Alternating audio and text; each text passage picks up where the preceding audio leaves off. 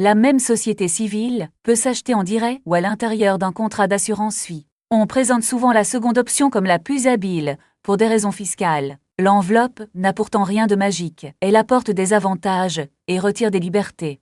Le bon choix dépend de l'objectif, jamais de la mode.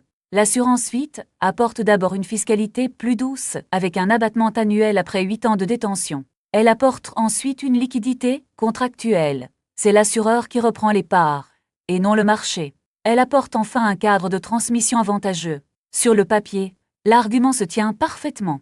Voici ce dont on parle beaucoup moins. L'assureur ne reverse souvent qu'entre 85 et 100% du loyer réellement produit. Il prélève en plus des frais annuels sur les unités de compte qui s'ajoutent aux frais propres de la société civile. Sur la durée, ces deux ponctions se cumulent et pèsent lourd sur le rendement réellement perçu. Il faut donc comparer non pas deux fiscalités, mais deux rendements nets de tous frais. Reste le point qui tranche presque toujours le débat. On ne peut pas emprunter pour acheter des parts logées dans une assurance vie. Or, l'effet de levier du crédit est précisément ce qui rend l'opération intéressante pour un patrimoine en construction. En détention directe, le crédit est possible, dans l'enveloppe, il ne l'est pas. Pour qui dispose déjà des fonds, la question ne se pose pas de la même façon. La règle tient en une phrase. Construire un patrimoine avec du crédit oriente vers la détention directe.